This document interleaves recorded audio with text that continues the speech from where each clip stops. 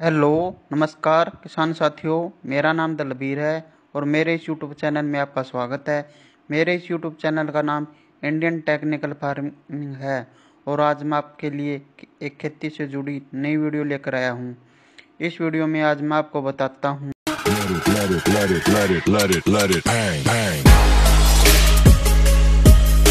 कि ग्वार की खेती किस तरीके से करें जिससे हमें ज़्यादा से ज़्यादा इनकम प्राप्त हो। ग्वार की खेती के लिए उपयुक्त समय कौन सा है? ग्वार की खेती के लिए फसल चक्र अपनाना क्यों जरूरी है? ग्वार की खेती के लिए कौन सा बीज का चुनाव करें? कौन कौन सी इसकी उन्नत किस्में हैं? किस तरह में बीज का उपचार करना है और इसके लिए हमें बीज की मात्रा की कितनी जरूरत पड़ेगी? इसकी खेती शिक्षित तथा अशिक्षित क्षेत्रों में की जाती है। ग्वार की खेती के लिए जल प्रबंधन का होना बहुत ज़रूरी है और इसमें कीट प्रबंधन व रोग प्रबंधन भी बहुत ज़रूरी है। इसके बाद हम इसकी कटाई व कटाई करते हैं। अब हम बात करते हैं कि इसकी बिजाई के समय कौन कौन सी सावधानी रखें जिसके कि बीज का अंकुरण 100% तक हो, जिससे कि हमें कम खर्च व कम समय में ज़्यादा से ज़्यादा फसल की पैदावार प्राप्त हो, जिससे कि हमें एक अच्छी इनकम प्राप्त हो।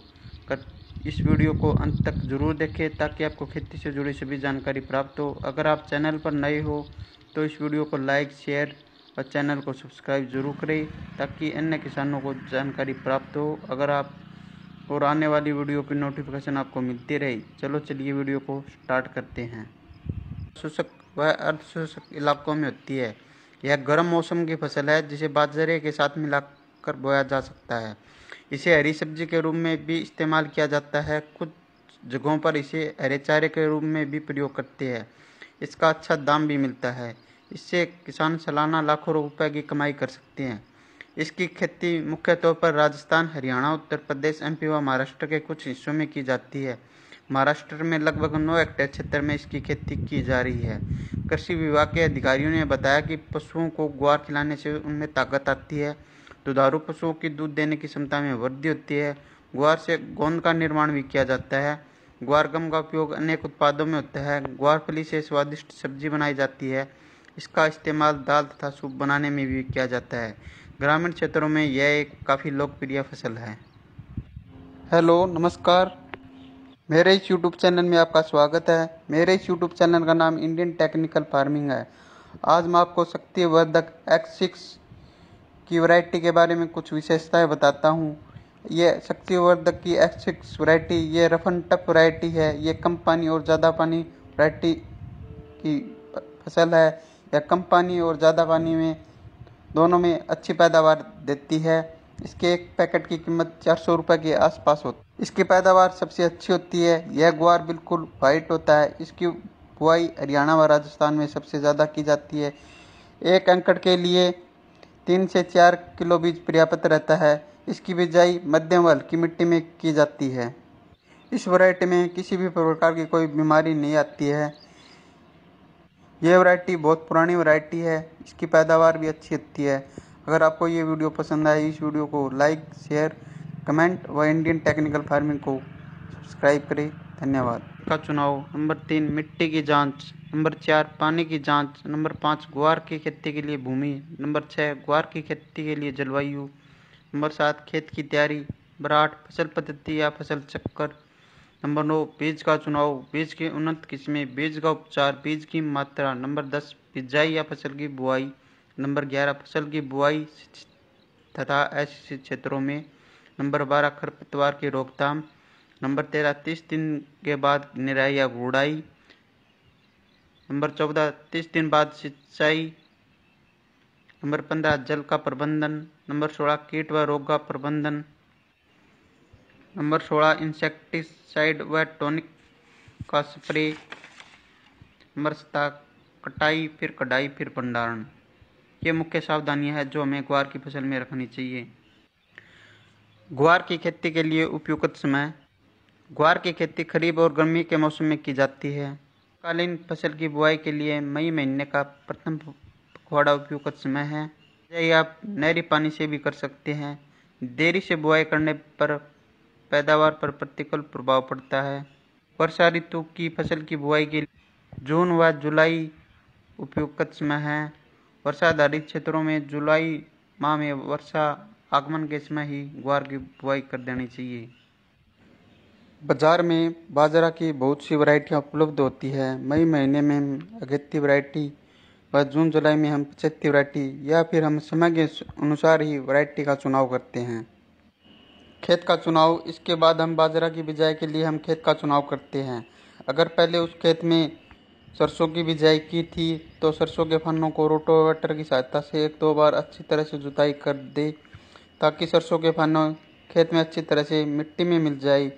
फिर आप हैरों की सहायता से 2-3 बार अच्छी तरह से जुताई कर दे।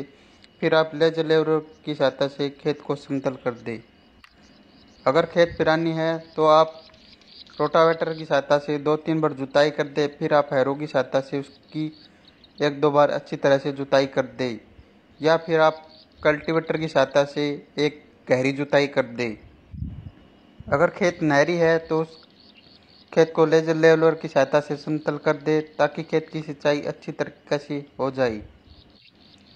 मिट्टी की जांच, सबसे पहले अपने खेत की मिट्टी की जांच करवा ले, जिससे हमें यह पता चल जाता है कि यह मिट्टी में कौन कौन से पोषक तत्वों की कमी है और खेत की मिट्टी किन किन फसलों के लिए उपयुक्त है और इस मिट्टी में कौन कौन सी फसलें उगाई जा सकती है, जैसे गेहूँ, चना, अरहर, सरसों, राया, बरसीन, गन्ना, आलू, मक्का, बाजरा, कपास। मिट्टी की जांच से हमें यह पता चल जाता है कि इस मिट्टी का पीएच मान कितना है और इसमें कौन कौन सी फसलें उगाई जा सकती हैं। पानी की जांच, अगर आप फसल की बिजाई के लिए नहरी पानी का इस्तेमाल करते हैं तो यह सभी प्रकार की फसलों के लिए अच्छा है और इसमें बीज का अंकुरण 100% हो जाता है। अगर आप ट्यूबवेल के पानी से फसलों की बिजाई करते हैं तो आप सबसे पहले ट्यूबवेल के पानी की जांच करवा लें। अगर ट्यूबवेल का पानी पीने में मीठा है तो इसमें पानी का पीपीएम ज़्यादा हो सकता है और बीज अंकुरण के समय यह एक समस्या बन जाता है। अगर पानी का पीपीएम 1000 से कम है तो यह सभी प्रकार की फसलों के लिए अच्छा है और इसमें बीज का अंकुरण 100% हो जाता है। अगर पानी का पीपीएम 1000 से ज़्यादा है तो इसमें बीज का अंकुरण सही तरीके से नहीं हो पाता है, इसलिए पानी की जांच करवाना बहुत ज़रूरी है।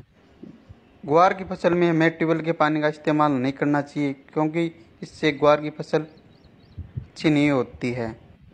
अगर सिंचाई के लिए ज़रूरत पड़े तो हमें नहरी पानी का ही इस्तेमाल करना चाहिए।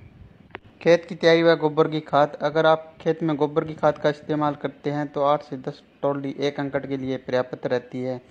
गोबर की खाद जमीन में अच्छी तरह बिखेरकर जमीन को समतल कर देना चाहिए। ये क्षारीय व लवणीय भूमि जिसका पीएच मान 7.5 से 8.5 तक हो, वहीं पर ग्वार की खेती आसानी से की जा सकती है। ग्वार के लिए एक जुताई मिट्टी पलटने वाले हल या डिस्क हैरो से क्रॉस जुताई कर पट्टा लगा देना चाहिए। इसके उपरांत एक कल्टीवेटर से जुताई पर्याप्त रहता है जिसमें मृदा नमी संरक्षित रहे।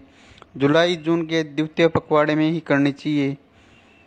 इस प्रकार तैयार खेत में खरपतवार कम पनपते हैं।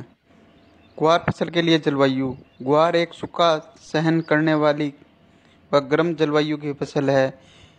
यह उन क्षेत्रों में आसानी से उगाया जा सकती है जहाँ पर औसत वार्षिक वर्षा 30 से 40 सेंटीमीटर तक होती हो। बीजों के अंकुरण व जड़ों के विकास के लिए 25 से 300 सेंटीमीटर के नीचे तापमान उपयुक्त होता है। ग्वार एक प्रकाश संवेदनशील फसल है, अतः इस फसल में फूल व फलियों का निर्माण केवल खरीफ के मौसम में ही होता है। अत्यधिक बारिश, बरसात व ठंड को यह सहन नहीं कर पाती है। जिन क्षेत्रों में अत्यधिक गर्मी पड़ती है परंतु सिंचाई की सुविधा उपलब्ध है, वहाँ पर ग्वार की खेती से भरपूर पैदावार ली जा सकती है। शुष्क और अशुष्क दोनों दशाओं में इसकी खेती आसानी से की जा सकती है। ग्वार एक उष्ण कटिबंधीय फसल है जो 18 से 30 डिग्री सेल्सियस के औसत तापमान पर पकती है। खरीफ की गर्म और आर्द्र जलवायु के कारण पेड़ों की वृद्धि बहुत अच्छी होती है। सर्दी के मौसम में इन फसलों की खेती लाभदायक नहीं होती है। यह फसल सभी प्रकार की मिट्टी में उगाई जा सकती है। अच्छे जल निकास वाली मध्यम से भारी मिट्टी में फसल अच्छी तरह से बढ़ती है। यदि मिट्टी की सतह 7.5 से 8 के बीच है तो फसल अच्छी तरह से विकसित होती है, जिससे फसल पद्धति या फसल चक्र को क्रॉप रोटेशन के नाम से भी जाना जाता है। किसी निश्चित भूमि में निश्चित समय वाली फसलों को लगातार अदल बदल कर बोना ही फसल चक्र कहलाता है। फसल चक्र का मुख्य उद्देश्य है किसी भी तरह के पौधे के लिए भूमि में मौजूद पोषक तत्वों के सदुपयोग से भूमि की भौतिक और जैविक स्थिति में संतुलन बनाए रखना होता है। लगातार फसल चक्र अपनाने से किसान भाई को फसल में आने वाली कई तरह की परेशानियों से छुटकारा मिलता है। फसल चक्र का इस्तेमाल कर किसान भाई अपनी भूमि से लगातार अच्छी फसल ले सकते हैं और इसके अपनाने से खेत की उर्वरकता भी बनी रहती है। जबकि एक ही फसल को लगातार उगाने से किसान भाइयों को फसल की कम उपज मिलती है और एक ही फसल को खेत में लगातार लगाने से मिट्टी में बीज जनित और मृदा जनित रोग भी बढ़ जाते हैं, जिसके कारण भूमि में विषैले गुण आ जाते हैं। भूमि के अंदर विषैले गुण उत्पन्न हो जाने पर भूमि में पाई जाने वाली छोटे उपयोगी मित्र कीट नष्ट हो जाते हैं और भूमि धीरे धीरे बंजर रूप धारण करने लगती है। फसल चक्र के फायदे। फसल चक्र के अपनाने से भूमि की उर्वरक शक्ति बनी रहती है। फसल चक्र के अपनाने से भूमि में अम्लीय और क्षारीय गुण, पोषक तत्व और जैविक पदार्थों की मात्रा संतुलित रहती है। फसल चक्र के अपनाने से फसल में कई तरह के कीट और बीज जनित रोग नहीं लगते हैं। इसके अपनाने से फसलों में पैदावार अधिक मात्रा में प्राप्त होती है, जिसकी गुणवत्ता भी अच्छी पाई जाती है। भूमि में फसल चक्र अपनाने से रासायनिक उर्वरक कम मात्रा में इस्तेमाल किए जाते हैं, जिससे मिट्टी दूषित होने से बचती है। फसल चक्र अपनाने से फसलों में रोग भी काफ़ी कम ही देखने को मिलती है, जिसकी वजह से किसान भाइयों द्वारा रासायनिक दवाओं पर किया जाने वाला खर्च भी कम हो जाता है। फसल चक्र के दौरान फली वाली फसलों के बोने पर खेत में नाइट्रोजन की पूर्ति बनी रहती है। फसल चक्र अपनाने से खेत में खरपतवार में कमी देखने को मिलती है, क्योंकि फसल चक्र के दौरान अधिक गुड़ाई वाले फसलों को बोने पर खेत में खरपतवार नष्ट हो जाते हैं। अधिक पोषण तत्व ग्रहण करने वाली फसलों की खेती के बाद खेत को एक बार खाली छोड़ देना चाहिए। किसी भी विशेष रोग के लगने पर उस फसल को लगातार खेत में नहीं उगाना चाहिए। जिन फसलों की जड़ें अधिक गहराई में जाती है, उन फसलों के बाद जिन फसलों की जड़ें कम गहराई में जाती है उन्हें उगाना चाहिए। अनाज फसलों को उगाने के बाद 2 से 3 साल में एक बार दलहनी फसल को जरूर उगाना चाहिए। अधिक गुड़ाई वाली फसलों के बाद कम गुड़ाई की जरूरत वाली फसलों को उगाना चाहिए। अधिक सिंचाई वाली धान जैसी फसलों के बाद कम सिंचाई वाली जरूरत की फसलों को उगाना चाहिए। अधिक उर्वरक लेने वाली फसलों के बाद जिन फसलों की उर्वरक की काफ़ी कम आवश्यकता होती है उन्हें उगाना चाहिए। इस प्रकार हमें फसल चक्र अपनाना चाहिए। बीज का चुनाव। हमें एक ऐसी वैरायटी का चुनाव करना होता है जो वैरायटी अच्छा उत्पादन देती हो, जिसका उत्पादन ज़्यादा से ज़्यादा होता हो और जिसकी मार्केट में बहुत ज़्यादा मांग हो और उसका भाव भी अच्छा हो, क्योंकि एक बढ़िया क्वालिटी का बीज ही हमें एक अच्छा उत्पादन और मुनाफा दे सकता है। बीज की उन्नत किस्में। ग्वार की उन्नत किस्में। बाजार में ग्वार की कई उन्नत किस्में देखने को मिल जाती है, जिन्हें चारे, दाने और हरी फलियों के आधार पर 3 भागों में बांटा गया है। उन्नत किस्में इस प्रकार है। दानों के लिए उन्नत किस्में अज्जी 365, अज्जी 563, 220। हरी फलियों हेतु उन्नत किस्में IC 1318, M83, पूसा मौसमी। हरे चारे के लिए उन्नत किस्में ये मुख्यतः हरे चारे के लिए उपयोग की जाती है। बुंदेल ग्वार 3, ग्वार क्रांति, बुंदेल ग्वार 2, गोरा 80, बुंदेल ग्वार 1। अगर आप पैदावार के लिए उपयोग करते हो तो दाने वाली उन्नत किस्मों का ही चुनाव करना चाहिए। अगर आप हरे चारे के लिए उपयोग करते हो तो हरे चारे वाली उन्नत किस्मों का उपयोग करना चाहिए। अगर आप फलियों के लिए उपयोग करते हो तो हरी फलियों वाली उन्नत किस्मों का चुनाव करना चाहिए। ग्वार के बीजों की मात्रा व बीज उपचार। यदि आप ग्वार की फसल दानों और हरी फलियों के लिए करना चाहते हैं तो 1 एकड़ के लिए दाने की फसल के लिए 5 से 6 किलो बीज पर्याप्त रहता है और हरी खाद फसल में 15 से 16 किलो प्रति एकड़ बीज की जरूरत होती है। इसके अलावा आप हरे चारे के लिए फसल का उपयोग करना चाहते हैं तो 16 से 17 किलो बीज प्रति एकड़ की जरूरत होती है। इन बीजों को खेत में लगाने से पहले उन्हें कैप्टन या बावस्टिन की उचित मात्रा में उपचारित कर लिए, ताकि बीजों को आरंभ में फफूंद या फंगस जैसे रोग न लगे। पौधे में जड़ों के अधिक मात्रा में गांठ पैदा करने के लिए जीवाणु रोधक राइजोबियम उर्वरक से उपचारित कर लेना चाहिए। 1 हेक्टेयर के खेत में 200 ग्राम की मात्रा वाली 2 पैकेट वाले जीवाणु रोधक की जरूरत होती है। सबसे पहले हम FIR यानी सबसे पहले हम फंगिसाइड से बीज को उपचारित करते हैं, फिर इंसेक्टिसाइड से बीज को उपचारित करते हैं, फिर राइजोबियम कल्चर से हम उपचारित करते हैं। फंगिसाइड को उपचार करने का मुख्य उद्देश्य है फंगस की बीमारियों की रोकथाम के लिए किया जाता है और इंसेक्टिसाइड दवाओं से उपचारित करने का मुख्य उद्देश्य दीमक जैसी रोकथाम के लिए किया जाता है और राइजोबियम कल्चर का उपयोग खेत में जीवाणुओं की संख्या बढ़ाने के लिए उपयोग किया जाता है, जिससे खेत में जीवाणुओं की संख्या बढ़ जाए, जिससे कि एक अच्छी फसल प्राप्त हो। ग्वार फसल में खाद एवं उर्वरक। ग्वार दलहनी फसल होने के कारण नाइट्रोजन की कुछ आपूर्ति वातावरण की नाइट्रोजन को जड़ों में उपस्थित कांटों द्वारा एकत्रित की ली जाती है, लेकिन फसल की प्रारंभिक अवस्था में पोषक तत्वों की पूर्ति के लिए 20 किलो नाइट्रोजन व 40 किलो फास्फोरस प्रति हेक्टेयर पर्याप्त रहता है। संपूर्ण नाइट्रोजन एवं फास्फोरस की मात्रा बुआई के समय खेत में डाल देनी चाहिए। इसके अतिरिक्त ग्वार की बिजाई को बुआई से पहले राइजोबियम कल्चर की 600 ग्राम मात्रा को 1 लीटर पानी व 250 ग्राम गुड़ के घोल में 15 किलोग्राम बीज को उपचारित कर छाया में सुखाकर बोना लाभदायक रहता है। खेत की तैयारी के समय 5 टन गोबर या कंपोस्ट खाद या 2-3 वर्ष में एक बार अवश्य प्रयोग से पहले मिट्टी की जांच करवा लेनी चाहिए। ग्वार की बुआई की विधि। अधिक पैदावार के लिए ग्वार की बुआई हमेशा पंक्तियों में करें। बुआई हल्के कुंडों में अथवा सीड ड्रिल की सहायता से करें। कूड़ों में पौधों की जड़ों के पास वर्षा जल से भी अधिक संग्रहित होता है, जिससे पैदावार अधिक मिलती है और फसल की देखभाल करने में भी आसानी रहती है। ग्वार की बुआई पंक्ति से पंक्ति की दूरी 45 से 50 सेंटीमीटर तथा पौधे से पौधे की दूरी 10 से 15 सेंटीमीटर करनी चाहिए। गहराई 4 से 5 सेंटीमीटर पर करनी चाहिए। बुआई के समय भूमि में पर्याप्त मात्रा में नमी होनी चाहिए, जिससे बीज का जमाव शीघ्र व पर्याप्त मात्रा में हो सके। अगर आपने नहरी क्षेत्र में बिजाई की है तो आप इसकी मेड बना दें। फिर आप इसमें खरपतवार नियंत्रण के लिए पेंडामेलिथियान 30% EC का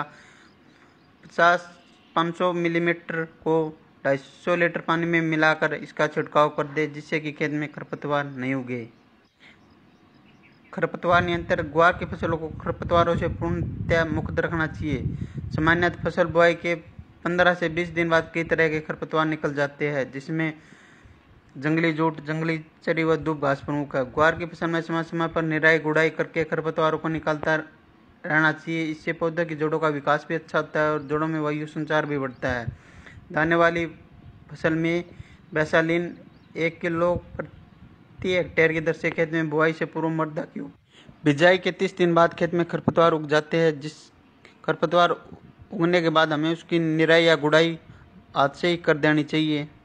निराई व गुड़ाई करने के बाद अगर खेत की सिंचाई करनी है तो 30 दिन बाद हम खेत की सिंचाई कर सकते हैं। जल प्रबंधन।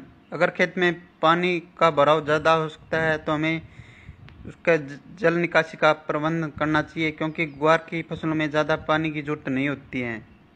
ग्वार की फसल में कीट व रोग प्रबंधन। दीमक फसल के पौधों की जड़ों को खाकर ये नुकसान पहुंचाती है। बुआई से पहले अंतिम जुताई के समय खेत में क्लोरोफोस 1.5% या क्लोरीफास पाउडर 20 से 25 किलो प्रति हेक्टेयर की दर से भूमि में मिलानी चाहिए। बोने के समय बीज को क्लोरीफायरिस कीटनाशक की 2 मिलीलीटर मात्रा से प्रति किलोग्राम बीज की दर से उपचार कर बोना चाहिए।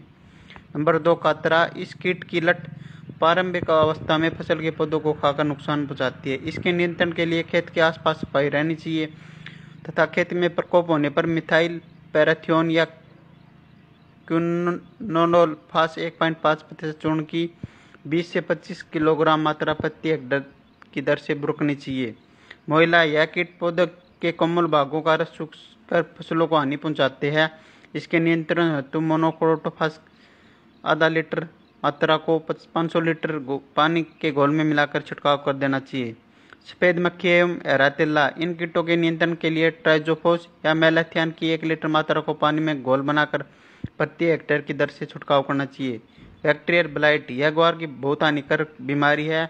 इस बीमारी के ऊपर गोल आकार के धब्बे बनते हैं। इस बीमारी के नियंत्रण हेतु रोगरोधी किस्मों का उगाना चाहिए। बीज को 2 ग्राम स्ट्रेप्टोसाइक्लिन से प्रति किलो बीज की दर से उपचारित कर बोना चाहिए। छाछिया। इस रोग के कारण पौधे के ऊपर सफेद रंग के पाउडर का आवरण बन जाता है। इस रोग के नियंत्रण हेतु 25 किलोग्राम गंधक चूर्ण या 1 लीटर कैराथेन को 500 लीटर पानी में घोल बनाकर प्रति हेक्टेयर की दर से बुरकाव करना चाहिए। जड़गलन। यह बीमारी भूमि में पैदा हुई फफूंद के कारण फैलती है। इस बीमारी के कारण पौधे अचानक मर जाते हैं। इस बीमारी की रोक बुआई के 30 से 40 दिनों बाद खेत में फुटाव, बढ़वार और फूलों की संख्या में जबरदस्त वृद्धि करने के लिए मेप्लानोफिक्स व कल्टार जैसे टॉनिक का इस्तेमाल करना चाहिए। इसका उपयोग करने से फूलों की संख्या में जबरदस्त वृद्धि होती है, फलियों की संख्या ज़्यादा से ज़्यादा बनती है, फूल झड़ते नहीं है। 15 से 20 दिनों के अंतराल में हमें 2 से 3 स्प्रे करने चाहिए।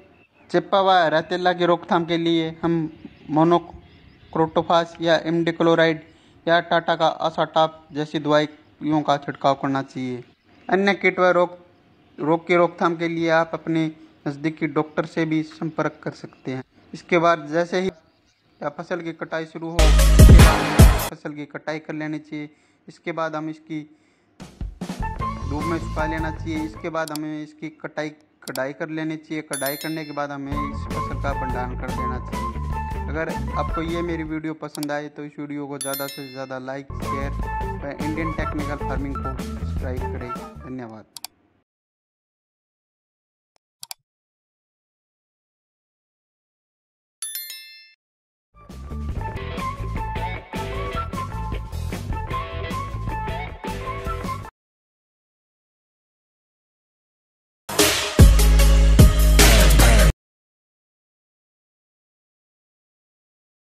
पैदावार